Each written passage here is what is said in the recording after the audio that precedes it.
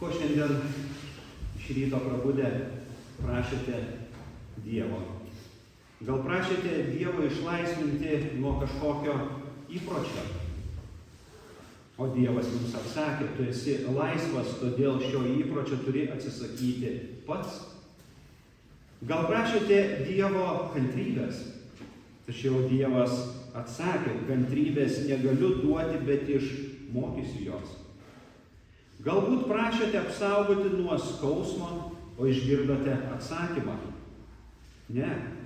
Skausmas tave atitrauks nuo pasaulio rūpesčių ir priartins prie manęs. Galbūt prašėte Dievo laimės. Dievas pasakė, ne, aš tave palaiminu, duodu tau palaiminimą, o laimė priklauso tik nuo tavęs. Galbūt prašėte Dievo duoti tai, kuo galėtumėte gyvenime mėgautis. Bet Dievas vėl tarė, ne. Jis sakė, aš tau duodu gyvenimą, kad galėtum mėgautis viskuo. Mes turime daugybę įvairiausių prašymų, kurie atspindi mūsų gyvenimo poreikius, troškimus ir siekius. Prašymai būna įvairiausi. Kartais rodos net baugu to prašyti, nes pats galvoji, kokia nesąmonė.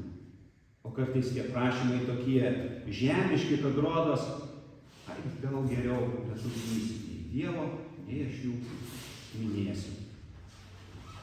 Pabandysime šiandien suskirstyti prašymus į keletą grupių. Pirmiausiai, materialiniai prašymai. Tai gali būti prašymai dėl maisto, drabužių, pastogės ir kitų materialių poreikių, kurie padeda užtikrinti mūsų fizinę gerovę. Kita grupė – dvasiniai prašymai. Mes galime prašyti Dievo pagalbos, stiprybės ir palaiminimų savo dvasiniam augimui, taip pat supratimo, ramybės ir dvasinio vadovavimo sunkiuose gyvenimo momentuose. Dar viena grupė prašymų – tarnavimo prašymai.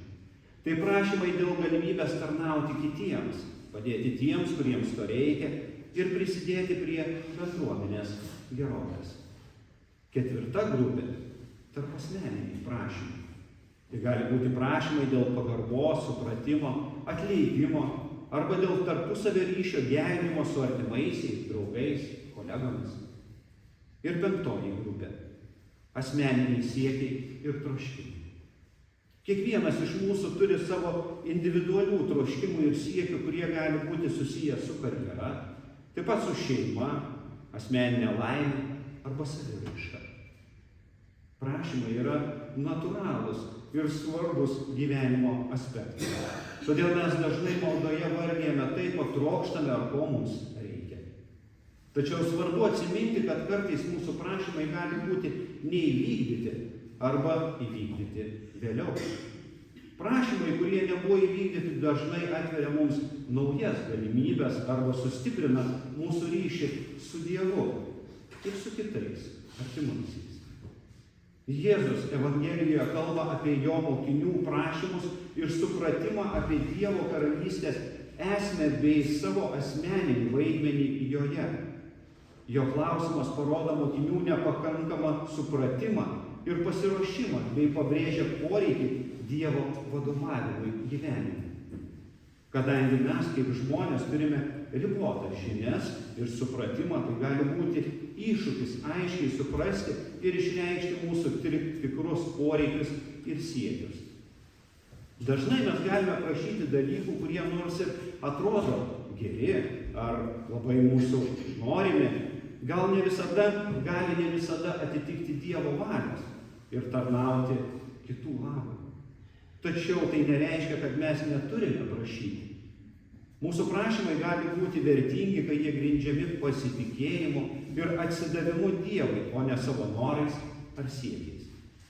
Mūsų prašymai gali būti priimti, kai jie susiję su mūsų dvasiniu augimu, dvasinėmis reikmėmis, bendruomenės gerovė ir kitais aukštais tikslais, kurie atspindi Dievo valią. O kaip su mūsų žemiškais prašymais, paklausite?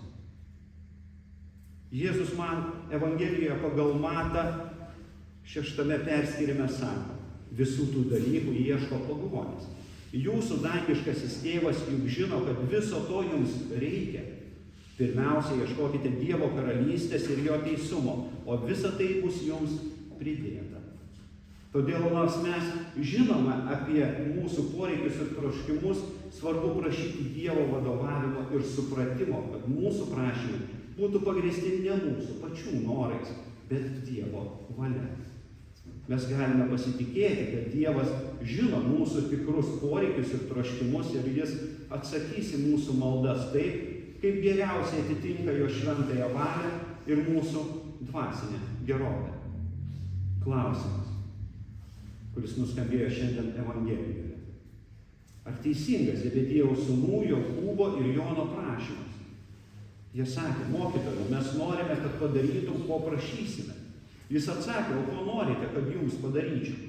Jie tarė, duok mums sėdėti vienam tavo šlovės dešinėje, kitam kairėje.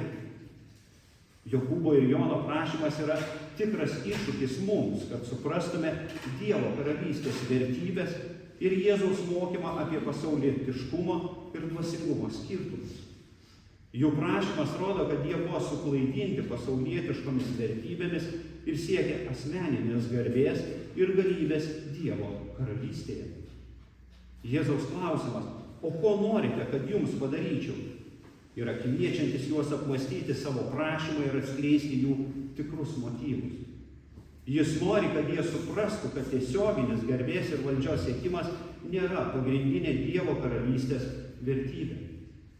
Jokūbo ir Jono prašymas rodo, kad jie dar nebuvo visiškai supratę Jėzaus mokymo apie Dievo karalystės esmę ir mokinio vaidmenį joje. Ir nors jų prašymas neatitiko Dievo valios, jis suteikia puikią galimybę Jėzui išmokyti juos apie tikrąjį tarnavimo ir atsidavimo dvasią. Jis panaudoja šią situaciją, kad parodytų jiems, kad Dievo karalystės vertybės yra priešingos pasaulietiškoms vertybėms. Jėzus kviečia ir mus atsisakyti savo asmeninių siekių ir pasirinkti tarnauti kitiems, kaip jis pats savo pavyzdžiu parodė. Ar Jėzus išpildo brolių prašymą? Ne visada Dievas sako taip. Jėzus neišpildo Jokūbo ir Jono tiesioginio prašymo sėdėti jo šlovės dešinėje ir kairėje, taip kaip jie buvo prašę. Nors atrodo, jie buvo pasiryžę viskam. Sakė, galime atlikti viską. Jėzus jiems tarė, tiesa, taurę, kurią aš gersiu, jūs gersite, ir krikštu, kuriuo aš buvau krikštijamas, ir jūs irgi būsite pakrikštyti.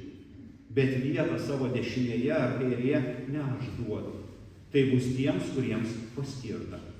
Tai išgirdę kiti 10 mokinių labai supyko ant Jokūbo ir Jono.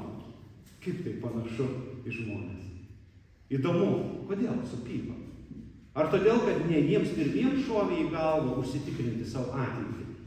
Ar todėl, kad broliai nuėjo tik 12? Bet ne tai svarbiausia. Svarbiausia, Jėzus turi progą tiek broliams, tiek ir likusiems 10 mokinių, tiek ir mums parodyti didžiulį skirtumą tarp pasaulietiškų vertybių ir Dievo karalystės vertybių. Šiuo atveju Jėzus pabrėžia Dievo karalystės priešpriešą pasaulietiškoms vertybėms.